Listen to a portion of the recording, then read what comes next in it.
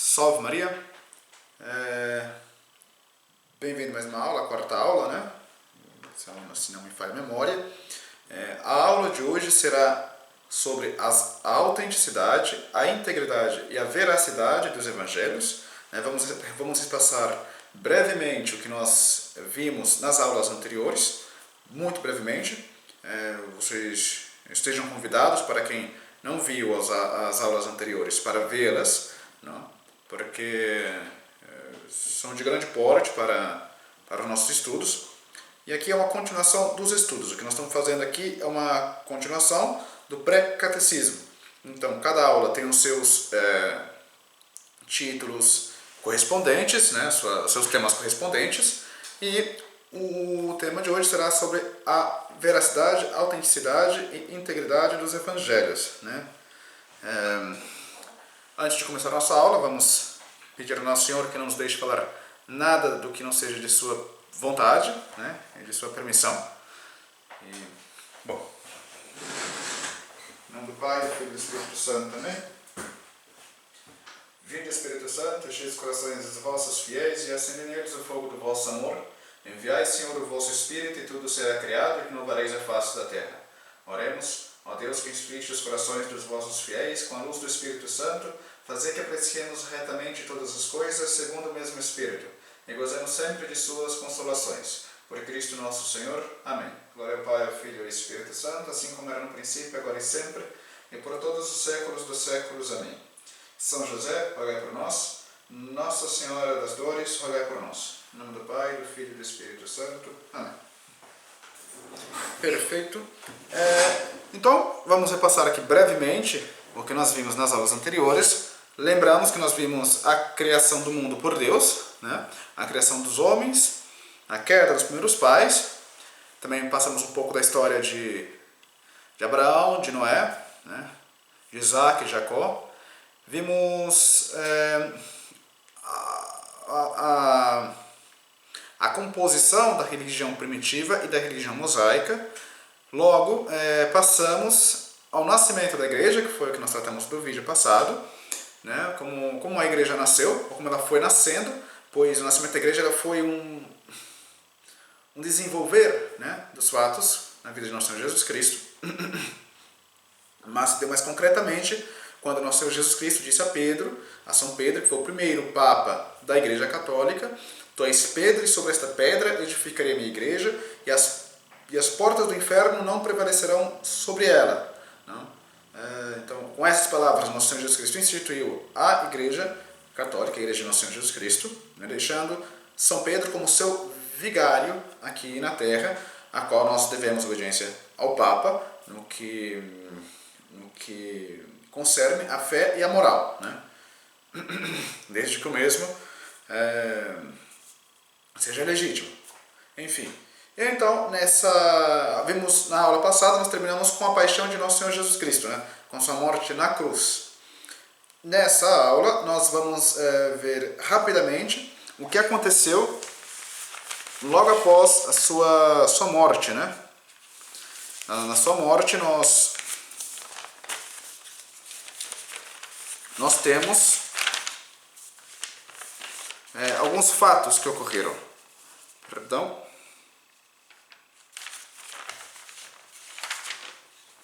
Perfeito. Então nós temos algumas coisas que ocorreram logo após sua morte, né? Nós vimos que a terra inteira, se formos ler os evangelhos, parece que chorou a morte de nosso Salvador, né? Estou cobrindo aqui São José.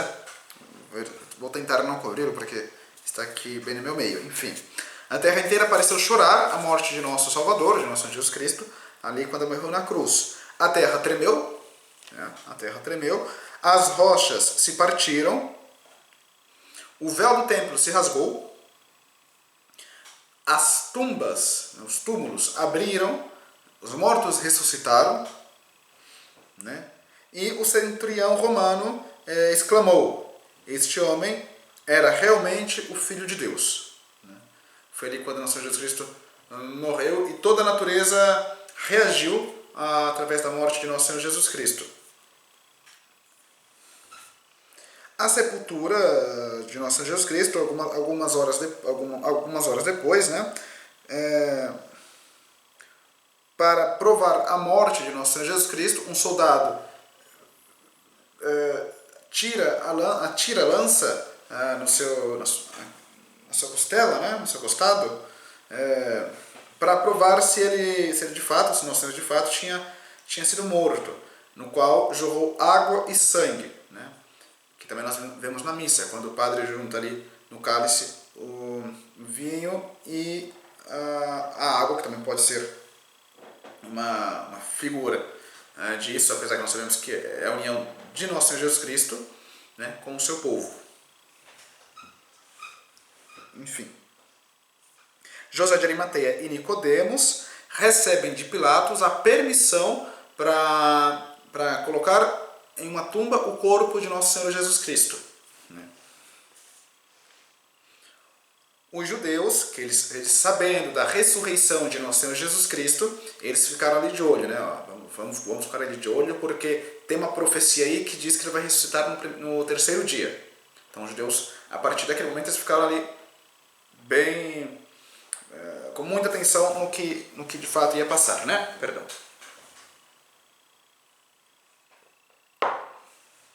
Enfim, nós sabemos que isso era uma sexta-feira. No domingo, Nosso Senhor Jesus Cristo ressuscitou de fato, né? Sem remover a pedra, Jesus sai ressuscitado do túmulo, né? E novamente a terra treme, né? O anjo desce do céu até a terra, ele se senta na pedra e coloca o terror ali nos guardas, né? O anjo ele não foi muito compreensivo, não. Ele coloca de fato, ele toca o terror, como se diz atualmente, ali nos guardas, que eles estavam guardando o sepulcro de Nosso Senhor Jesus Cristo. Bom, estes correm para o Sanedrim, logo que os guardas sabem que ocorreu esse fato, eles correm até o Sanedrim para poder falar da ressurreição de Nosso Senhor Jesus Cristo aos príncipes dos sacerdotes. Os príncipes dos sacerdotes, dão dinheiro a esses guardas para que eles pudessem dizer que eles dormiram, né? Eles estavam dormindo ali do nada e os apóstolos roubaram o corpo de Nosso Senhor Jesus Cristo. Os apóstolos de Cristo roubaram seu corpo, porque eles dormiram. Então vocês imaginem que é inúteis esses guardas, né, que dormiram, entre aspas, obviamente, foram para guardar a túmula de Cristo, né? Que guardas inúteis, nem para guardar a túmula de Cristo eles se viram, né? Já que era tarefa deles guardarem, mas eles foram pagos pelo Sinédrio para que eles pudessem testificar isso, né? Falsamente, óbvio. Bom, na mesma manhã, Jesus ele aparece para Santa Maria Madalena, né, às Santas Mulheres e a São Pedro. Pela tarde, ele se mostra aos seus discípulos no caminho de Emaús.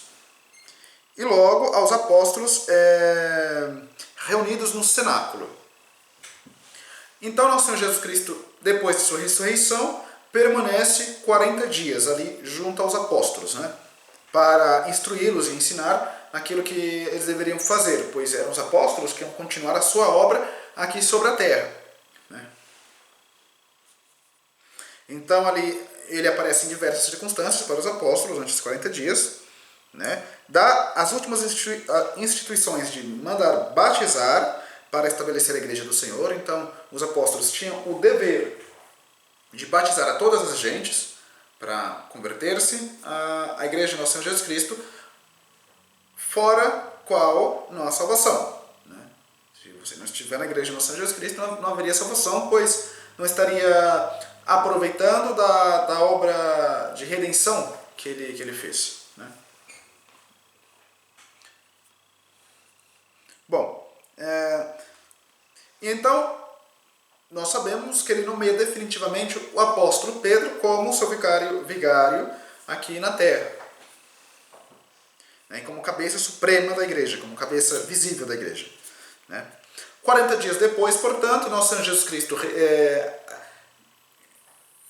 volta ao céu, né, ele sobe aos céus, ali no Monte das Oliveiras, né. E ele promete o Espírito Santo aos apóstolos. Né? Imagine a cena, vocês, enquanto os apóstolos estavam ali no Monte das Oliveiras, vendo nosso Senhor Jesus Cristo subindo, subindo, subindo, e mais além das nuvens, e sobe. Deve ser uma cena linda, né? Que eles vivenciaram. Eles vivenciaram aquilo.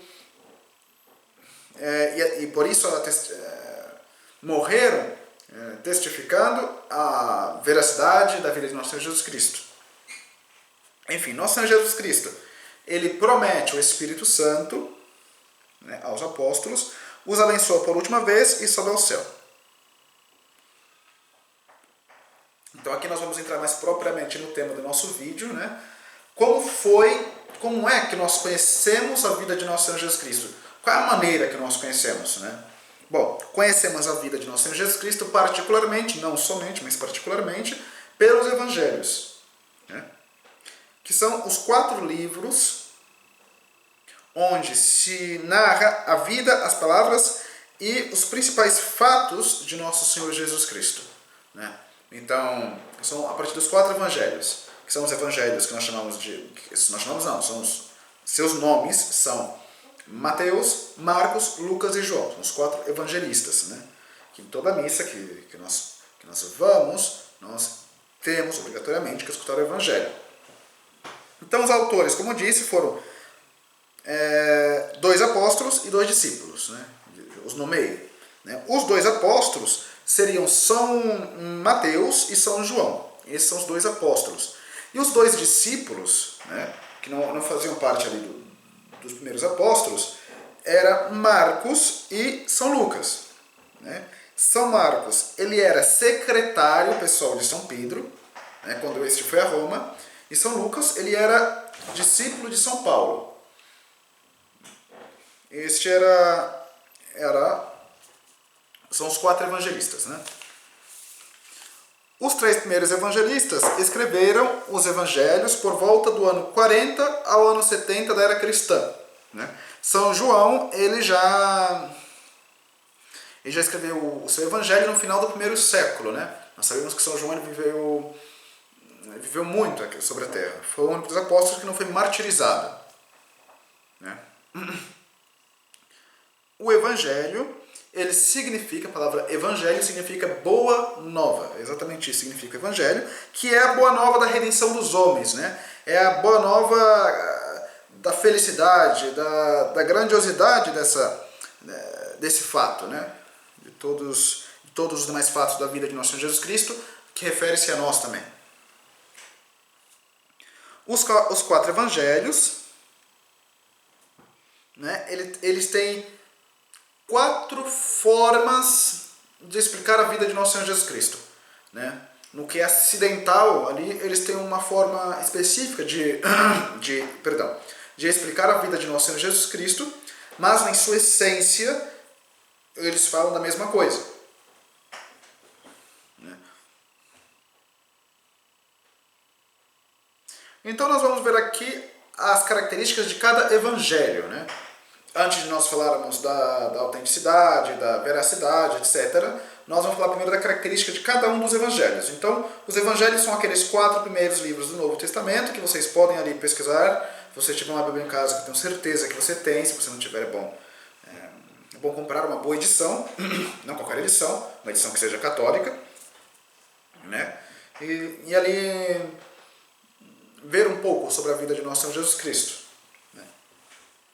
Então, as características de cada evangelho, o evangelho de Mateus, por exemplo, que é o primeiro evangelho do Novo Testamento, né, das Sagradas Escrituras, o primeiro evangelho escrito, ele foi escrito ali no ano 42 depois de Cristo, né, que foi exatamente 8 anos depois da ascensão de Nosso Senhor. Ele escreveu quando ele ia sair da Palestina para levar a boa nova às outras nações. Isso nós estamos falando do evangelho de São Mateus, né? Ele escreveu na língua, no hebraico, né? Porque era destinado aos judeus convertidos de Jerusalém. Esse evangelho é destinado especialmente para isso, especificamente para isso. O objetivo desse evangelho era mostrar aos judeus que nosso Senhor Jesus Cristo era verdadeiramente o Messias esperado por eles, né? E pelos outros povos também. Então, este é o objetivo do Evangelho de São Mateus. E, como eu disse, é o mais antigo dos 4 evangelhos. Logo, depois do Evangelho de São Mateus, o segundo evangelho, nós encontramos o Evangelho de Marcos, né? O Evangelho de São Marcos ele foi escrito 5 ou 6 anos mais tarde do Evangelho de São Mateus. Portanto, ali até o ano 50 da era cristã foi escrito o Evangelho mencionado, né? O nome de Marcos era João Marcos. Como disse, ele era discípulo e secretário de São Pedro, ele era secretário pessoal do Papa São Pedro, né? Marcos seguiu a São Pedro até Roma, né?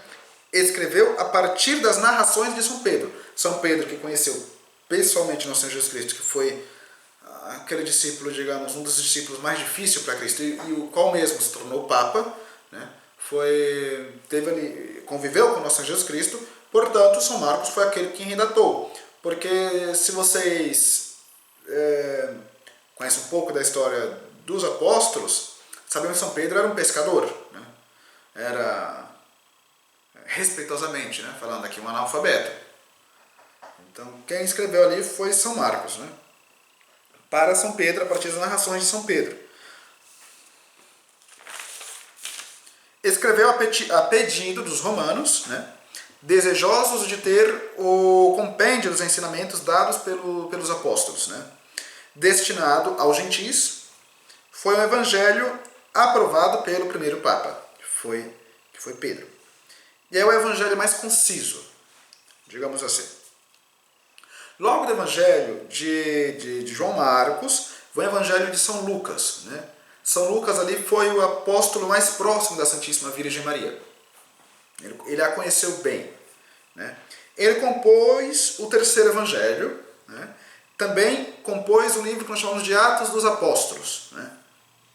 Que ali você vê toda a história da vida dos apóstolos, quase toda a história ali, onde São Lucas teve contato, né? Ele escreveu esse evangelho por volta do ano 53 a 60, ali da era cristã. Lucas, ele era de origem antioquina, né? Ou seja, desde Antioquia. Ele era discípulo de São Paulo, ele era médico, escritor, distinguido, ele era muito renomado, né? Então nós vimos ali que dos discípulos de Cristo tinha até o mais pobre, mais humilde, como um São Pedro, né? Até os mais renomados, como um São Lucas, que era médico e escritor renomado.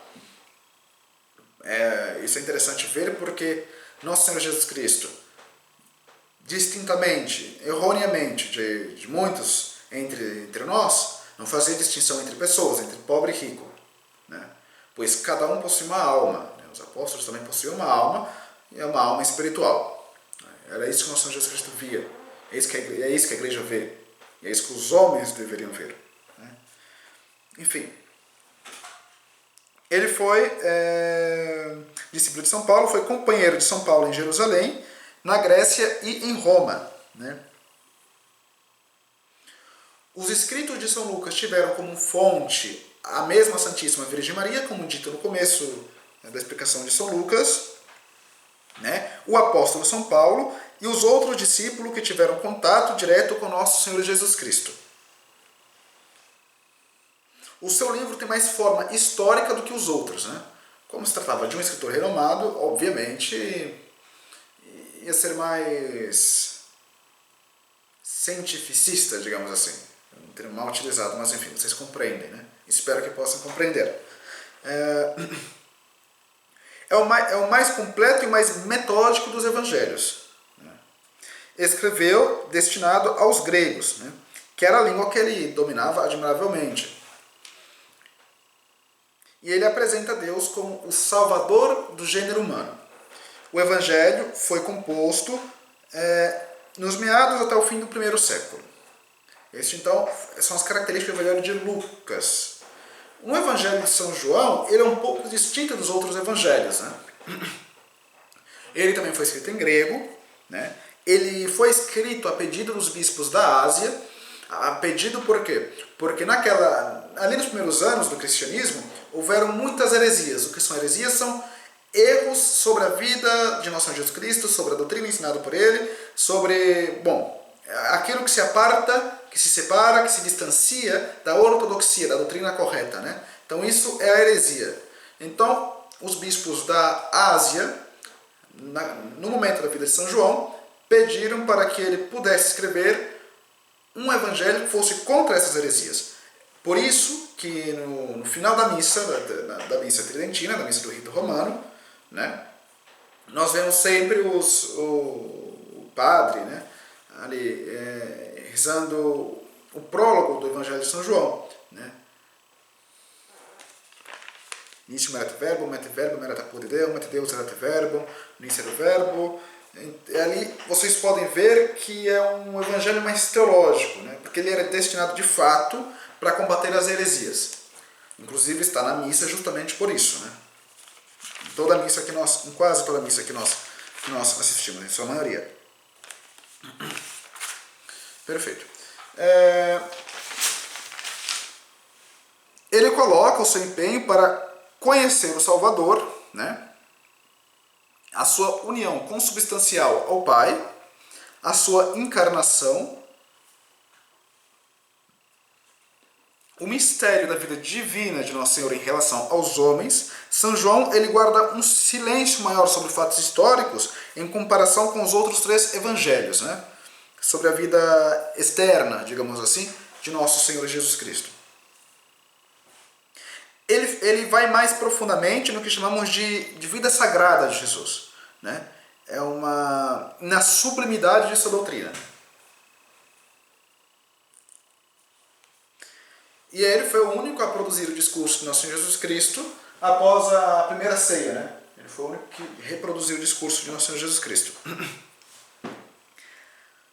Então, vem-nos a pergunta. Ok, você falou um pouco das características dos 4 evangelhos e, eu estou conhecendo agora a fé e eu devo crer nesses evangelhos? Eu devo crer firmemente em tudo que está escrito nos 4 evangelhos? A resposta é bem simples, sim.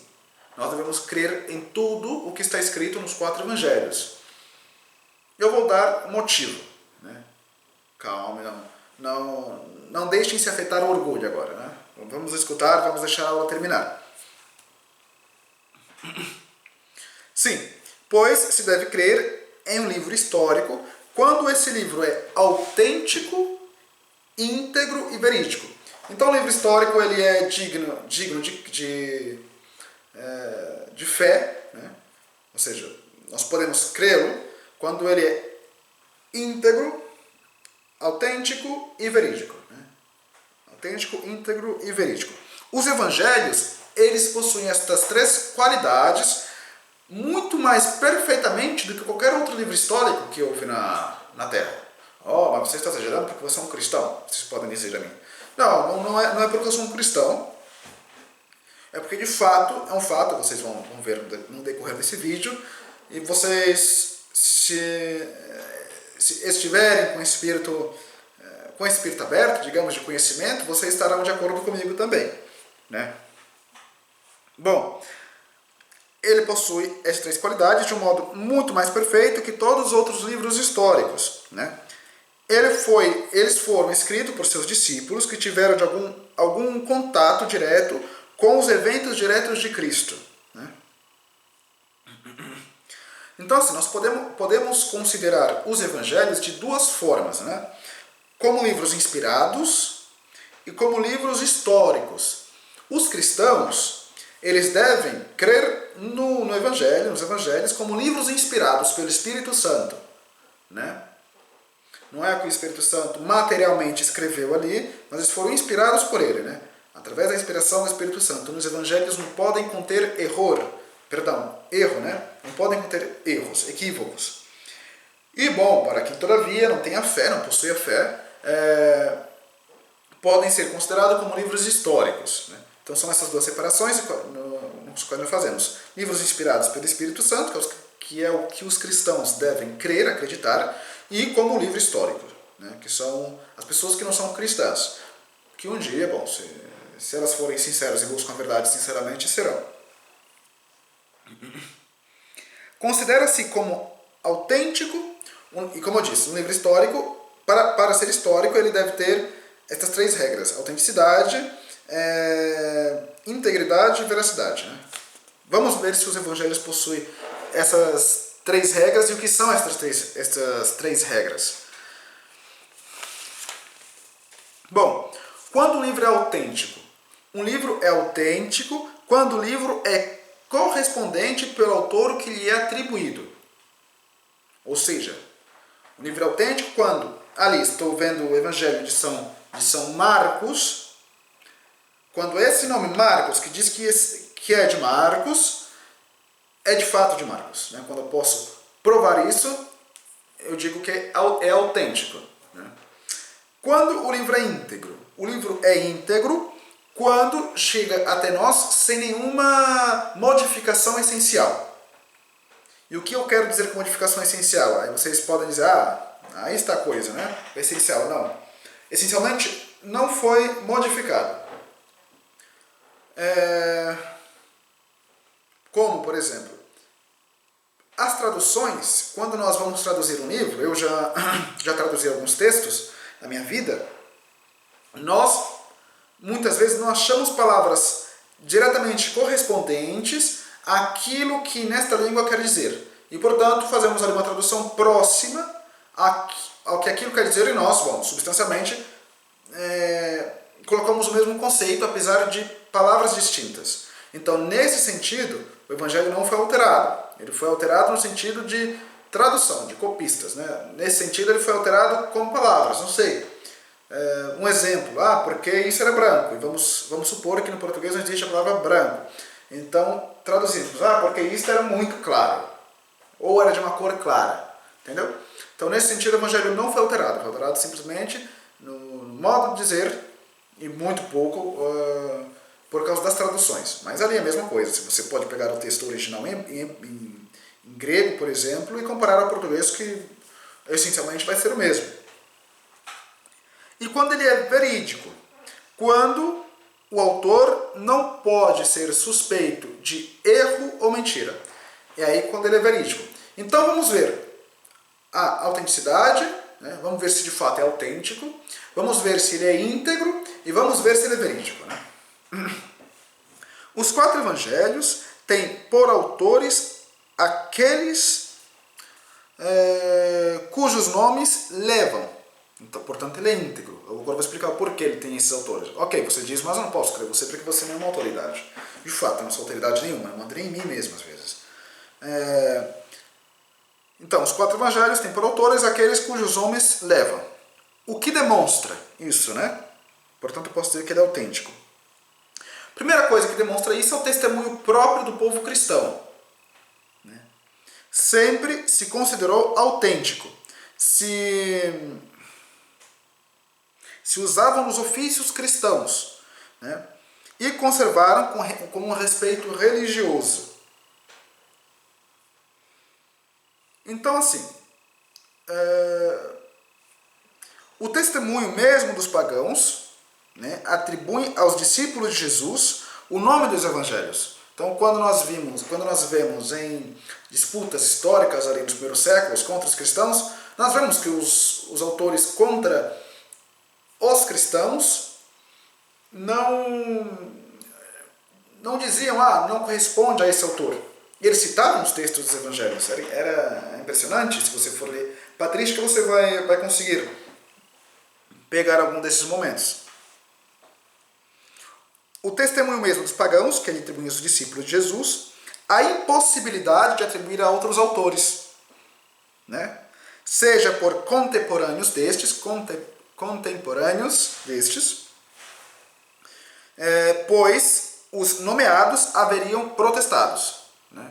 Então vamos supor, estava ali o Charbel, eu estava ali vivendo na época de São Paulo. Aí eu vou lá e escrevo um livro de São Paulo, vou escrever aqui o livro de São Paulo, todo bonitinho, aqui eu, Paulo, apóstolo de Cristo, né? Eu vou lá e publico. E todas as comunidades começam a ler. Aí estava lá, São Paulo, ainda vivo, né? Estava lá tranquilão. Sim, muito bom. E não protestou. Ora, logo os apóstolos que eram tão tinham tanto cuidado para preservar a integridade das palavras de Cristo, eles não iam protestar? Isso é estranho. Então, é um dos primeiros fatores que nós temos, né? Seja por pessoas depois destes, pois os cristãos haveriam rechaçados. Ora, e é aqui que eu quero que vocês tentem compreender o meu pensamento, né? Nós homens sempre buscamos o objetivo da vida, né? Estamos buscando algum objetivo. Mesmo aqueles que se perdem em drogas, aqueles que se perdem em bebedeira, qualquer homem sobre a terra, eles estão buscando ali uma alegria, algo que lhe façam ter um sentido de viver, né? Não estou dizendo, entretanto, muitos se equivocam ali na busca do objetivo da vida, né? Obviamente, um drogado está equivocado em buscar o objetivo da vida dele ali nas drogas. Um alcoólatra está equivocado em buscar o sentido da vida dele ali no álcool, na bebedeira. Um jovem está equivocado, muitos jovens estão equivocados de buscar o sentido da vida ali nas danças, nos bailes, nas boates, né, nas boliches, enfim, nas festas. Mas ali eles estão buscando o objetivo da vida.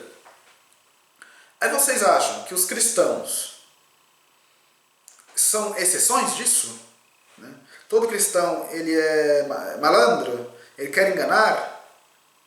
Não creio. E se nós vemos a história dos primeiros cristãos, nós vemos que muitos deram sua vida por aquilo que estava escrito, né? Muitos deram muitos foram mortos porque testificavam com certeza que aqueles eram os evangelhos de Cristo, né? Nós vemos em muitas histórias atestadas que são dignas de fé, ou seja, que são verdadeiras, que são íntegras, que são autenticadas, que ali muitos cristãos morriam, davam, não sei, o imperador, digamos, dava a última chance para ele: olha, diga que isso é mentira e nós deixamos vivo. Diga que isso é mentira e nós deixamos vivos. E os cristãos não, eles não poderiam dizer que é mentira, porque eles testificaram aquilo, né? Eles buscaram o sentido da vida deles, o objetivo da vida deles, naquilo, eles viram o objetivo da vida deles nisso, e deram a vida para isso, eles foram mortos por isso. Então, como pôde milhares de cristãos serem malandros, serem enganadores? Pouco de bom senso na sociedade atual também seria interessante, né? Então, de fato, eles encontraram o objetivo na vida deles ali, e eles morreram por aquilo. Seria interessante quando vocês puderem buscar um pouco da vida dos primeiros mártires, dos mártires mesmo, dos primeiros mártires, né? Que na internet hoje tem muitos temas sobre. Tudo hoje você pode encontrar na internet. Por que não usarmos a internet para um bem, né? Aproveitar esse tempo de crise que nós estamos passando para buscar coisas úteis para a nossa vida. Enfim. Então obviamente os cristãos não iam seguir enganadores, né? Não, vamos ficar calados aqui para que a gente possa trazer outras pessoas e depois eles morrerem por aqui, não teria nenhum sentido. Seria algo pior que a loucura, né? Para nós cristãos, as provas são mais rígidas ainda, né? Como, por exemplo, que os livros sejam compreendidos por todas as pessoas. Não importa se é da América do Sul, se é da América do Norte, China, Japão ou Rússia ou África. Não importa. Os evangelhos devem ser compreendidos por todas as pessoas. Os evangelhos, digamos, a fama do cristianismo foi espalhando-se assim por todo o mundo, justamente porque os evangelhos puderam ser compreendidos por todas as pessoas, né? E os evangelhos, os evangelhos são para os cristãos uma herança de família cuja precedência deve conhecer melhor do que qualquer outra coisa, né? Então nós cristãos necessitamos de fato do evangelho, porque nós sabemos que ali está o objetivo da vida, né? Que é seguir o nosso Senhor Jesus Cristo. E portanto os primeiros cristãos também sabiam. Os evangelhos para os cristãos são razão de viver, é razão de nossa vida, é razão de nossa morte, ali está a vida dos mártires, né, dos primeiros mártires, inclusive dos apóstolos, inclusive, de São Paulo, de São Pedro, né, é a razão da nossa própria existência, é a pregação que os apóstolos nos deixou. Né? Os primeiros cristãos já conheciam esses autores e eram dignos de fé. Achava nesses livros o que já acreditavam. Né? Os primeiros cristãos que estavam ali com o Evangelho, estava escrito ali o que eles viram, eles vivenciaram aquilo. Né? Portanto, foi passando essa tradição de geração em geração, até chegar a nós. Sempre, em todas as partes, foi considerado assim. Nunca foi duvidado nos primeiros séculos.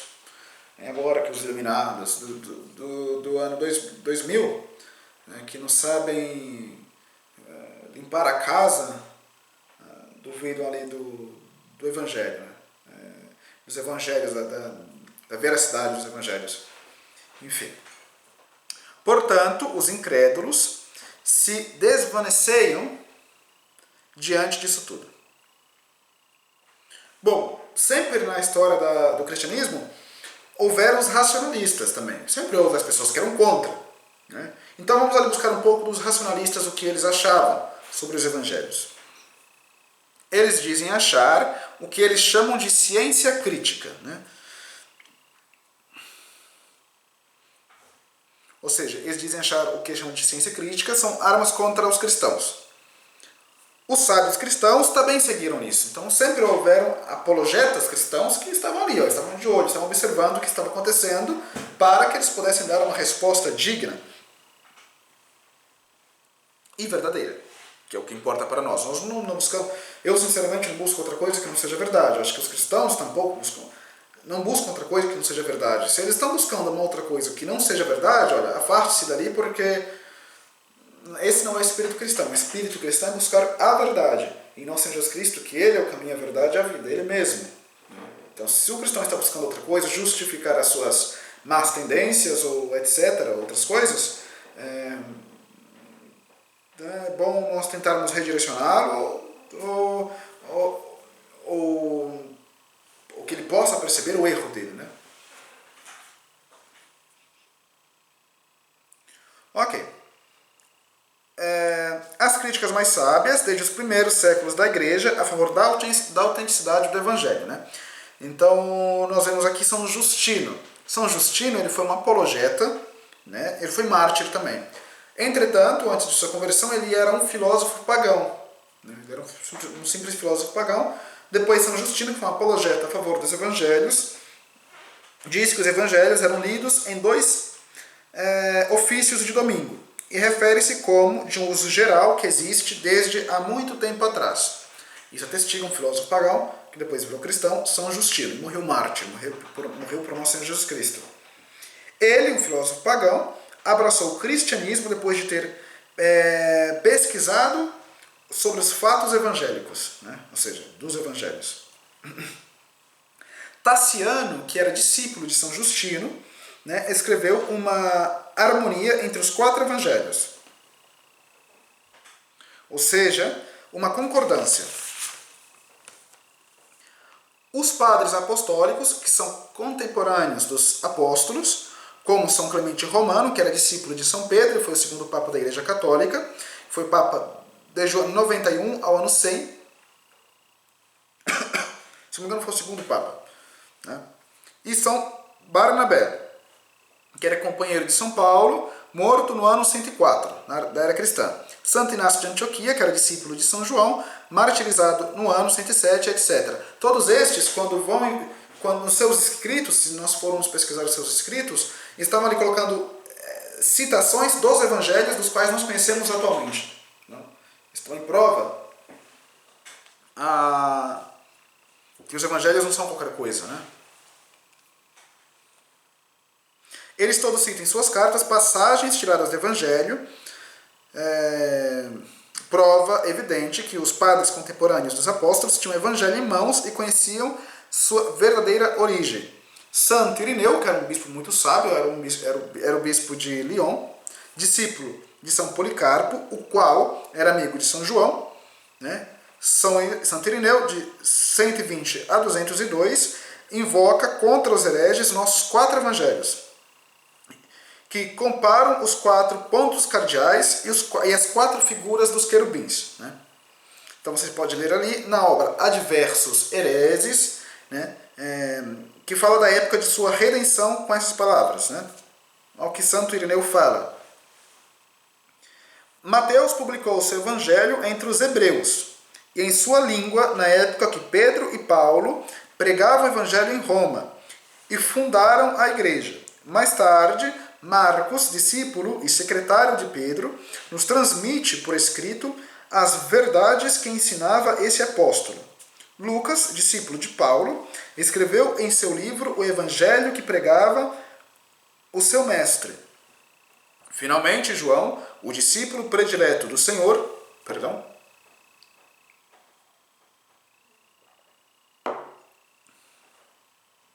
publica em seu um evangelho. Finalmente, João, o discípulo predileto do Senhor, publicou um evangelho enquanto residia em Éfeso, na Ásia.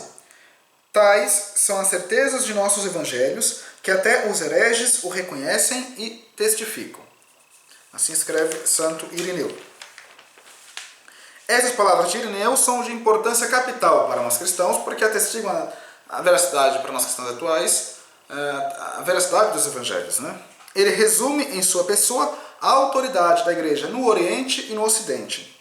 Orígenes é uma pessoa, tá? Não é Origem que está falando. Orígenes, que viveu entre o ano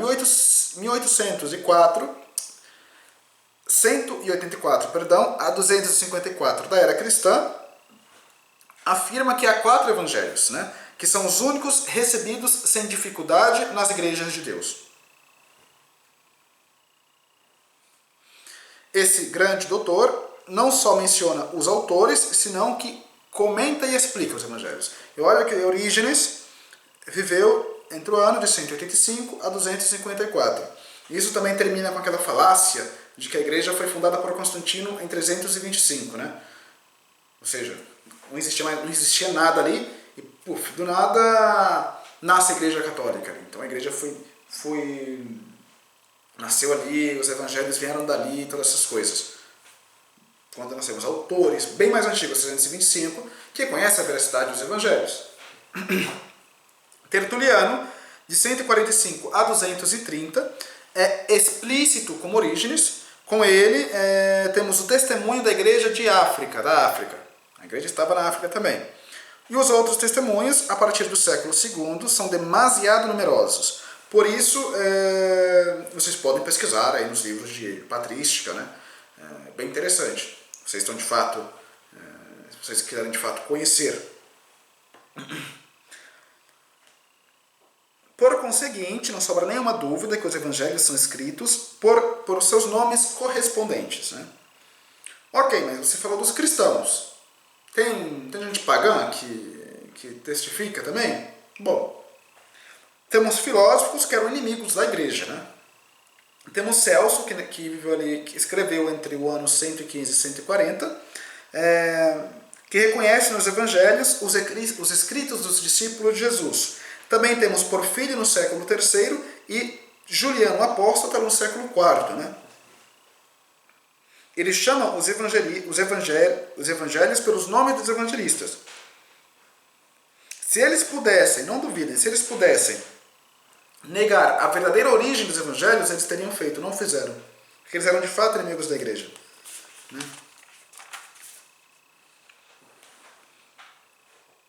Bom, e a impossibilidade de fraude, né? Nenhum impostor haveria podido compor o evangelho diante dos apóstolos e depois de sua morte, que eu já disse ali anteriormente, pois os apóstolos, aqueles que queriam conservar a fé, para conservar a fé, jamais haveria permitido usar o nome deles para enganar os fiéis. Se fosse falso, os cristãos não haveriam recebido os evangelhos e haveriam protestado contra os mesmos evangelhos, assim como fizeram com os evangelhos apócrifos, que apareceram ali 2 séculos, 3 séculos depois da morte do Senhor Jesus Cristo, né? Que é o que os homens modernos querem usar contra os cristãos. Quando para nós cristãos não servem nem um pouco, porque são livros aparecidos ali anos depois, e qualquer pessoa, mesmo que se vivesse no tempo de Cristo, poderia escrever dizendo que era tal pessoa e não era. Foi o que os cristãos fizeram com os evangelhos apócrifos. Os cristãos protestaram e não receberam os evangelhos apócrifos, né? Então não é uma novidade desses escritos apócrifos que estão aparecendo. Não, simplesmente porque não tem a mesma autenticidade que tem os evangelhos reais, verdadeiros, né?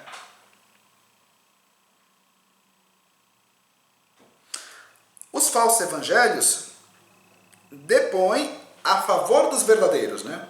Ou seja, se existem os falsos evangelhos, é melhor, entre aspas, para nós, porque assim depõe a favor. Do mesmo modo que uma moeda falsa depõe a favor de uma moeda verdadeira, né? É a mesma coisa. Agora eu vou falar da autenticidade dos evangelhos, né? Os evangelhos chegaram intactos até nós. Não foram alterados substancialmente, como eu disse. O texto atual está conforme os antigos manuscritos. Os sábios católicos compararam sempre os escritos atuais com os manuscritos antigos, né? Estudaram inclusive os velhos pergaminhos ali que se encontravam nos mosteiros, né? Por exemplo, no Monte Sinai e no Monte Athos, né? Que tinham mosteiros. Nunca acharam alguma divergência que mereça ser notada. Os textos que possuímos são os mesmos textos citados pelos santos padres da igreja, pelos contemporâneos dos apóstolos que escreveram, que nos ensinaram coisas sobre o cristianismo, né? Estão de acordo com traduções e versões feitas em diversas épocas. As variantes são devido aos copistas, né? Mas nunca houve uma modificação substancial. São conhecidos por hereges, por católicos, por incrédulos, e se de fato houvesse ali alguma alteração, alguma coisa, havia-se essas pessoas, né, esses grupos, digamos assim, haveriam acusado-se entre si, né? Não aconteceu isso, não aconteceu, não em relação aos evangelhos, pelo menos. Bom, esse estado de coisas foi sempre o mesmo, né? Portanto, o que é impossível hoje foi também em tempos passados. A alteração. E a veracidade? Não poderiam se enganar sobre os fatos que narraram, pois esses fatos eram recentes, sensíveis e públicos. Eram fatos isolados, não é que Nosso Senhor falou, deu algum ensinamento ali escondido, e só estava ali um assistindo, ou que Jesus nunca apareceu em público. Não, ele sempre estava fazendo seu ministério publicamente, né? É a natureza da igreja fazer seu ministério publicamente, não como uma seita que tenta se esconder.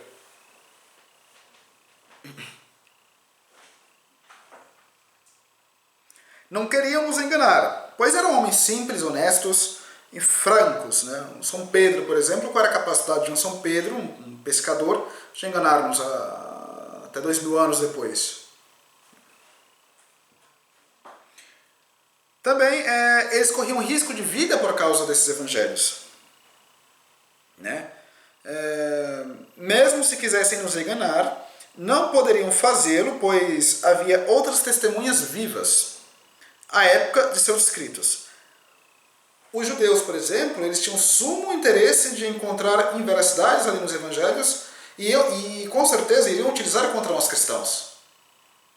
Não puderam fazer, não de maneira legítima, pelo menos, e racional, né? Não poderiam enganar-se a si próprios, pois eram fatos oculares dignos de fé. Eram fatos sensíveis, materiais, realizados sob os olhos de testemunhas, às vezes hostis. Não eram pessoas acolhedoras, eram pessoas hostis, pessoas do campo, né, que eram difíceis de conquistá-las. Ninguém pode afirmar que os evangelistas eram cegos, mudos ou loucos, pois os mesmos se deveria afirmar a todas as outras testemunhas, né? Até os inimigos de Jesus admitiam a sua veracidade. Os próprios evangelistas confessavam,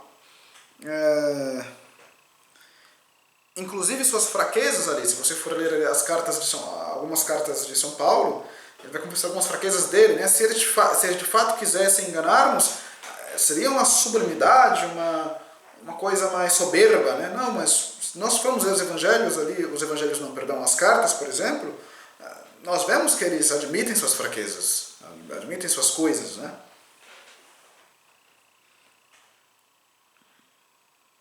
E mesmo assim só receberam a morte, né? Perseguição e difamações. Mentir nessas condições seria além de loucura.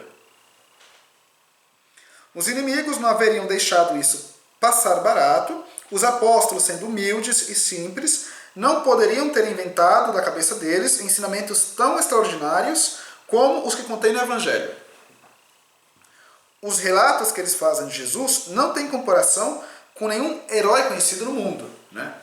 Está ali contando a história de Zeus, a história de não sei quem. São coisas assim muito simples e muito sublimes para que nós possamos compreender. Os evangelhos são, portanto, livro histórico mais íntegro, mais verídico e mais autorizado que podemos conhecer. Temos certeza de seus milagres e ensinamentos. Inclusive Rousseau, né, e aqui termino eu, inclusive Rousseau, inimigo da igreja, em certo sentido, ele fala sobre os evangelhos, né? sobre a veracidade, a autenticidade, a integridade. Né? Olha o que ele diz. Confesso que a majestade das Escrituras me assombram. A santidade do Evangelho fala meu coração. Olhem os livros dos filósofos com toda a sua pompa, que pequenos são comparados com aquele, né, referindo-se ao livro do Senhor. É possível que um livro tão humilde e tão sublime ao mesmo tempo seja obra dos homens? É possível que aquele cuja história narra não seja mais que um homem também? Diremos que a história do Evangelho seria inventada por capricho? Não é assim que se inventa. E os fatos de Sócrates, dos quais ninguém duvida, estão menos testemunhados que os de Jesus Cristo. No fundo, é esquivar a dificuldade sem destruí-la. Seria mais inconcebível que vários homens, de comum acordo, houvessem forjado o livro que não o que é um só haja proporcionado o tema, e não que um só haja proporcionado o tema. Nunca os autores judeus houveram achado nem este tom e nem esta moral. O Evangelho tem caracteres de verdade tão grande, tão surpreendente, tão perfeitamente inimitáveis, que o inventor seria maior que o mesmo herói. E aqui terminamos a nossa aula. Muito obrigado por assistir nossas aulas. Nesse tempo de quarentena, tentamos ver as missas por internet, ver vídeos de piedade, de espiritualidade. Não deixamos nos desanimar, porque sempre na história da humanidade houveram tempos nos quais parecidos com o que estamos vivendo. Vamos rezar rapidamente para podermos terminar o vídeo. Em nome do Pai, do Filho e do Espírito Santo também. Pai nosso que estais no céu, santificado seja o vosso nome, venha a nós o vosso reino, seja feita a vossa vontade, assim na terra como no céu. O pão nosso de cada dia nos dai hoje, perdoai-nos as nossas dívidas, assim como nós perdoamos os nossos devedores. Não nos deixeis cair em tentação, mas livrai-nos do mal. Amém. Ave Maria, cheia de graça, o Senhor é convosco, bendita sois vós entre as mulheres, e bendito é o fruto do vosso ventre, Jesus. Santa Maria, Mãe de Deus, rogai por nós, pecadores, agora e na hora de nossa morte. Amém. Glória ao Pai, ao Filho e ao Espírito Santo, assim como era no princípio, agora e sempre, por todos os séculos dos séculos. Amém. São José, rogai por nós. Nossa Senhora das Dores, rogai por nós. Em nome do Pai, do Filho e do Espírito Santo. Amém. Obrigado por verem nossas aulas e espero vocês nas próximas aulas. E se puderem inscrever no canal, para que não percam nenhum vídeo, agradeço vocês. Ou se não quiserem, enfim. Até a próxima e salve Maria. Tchau, tchau.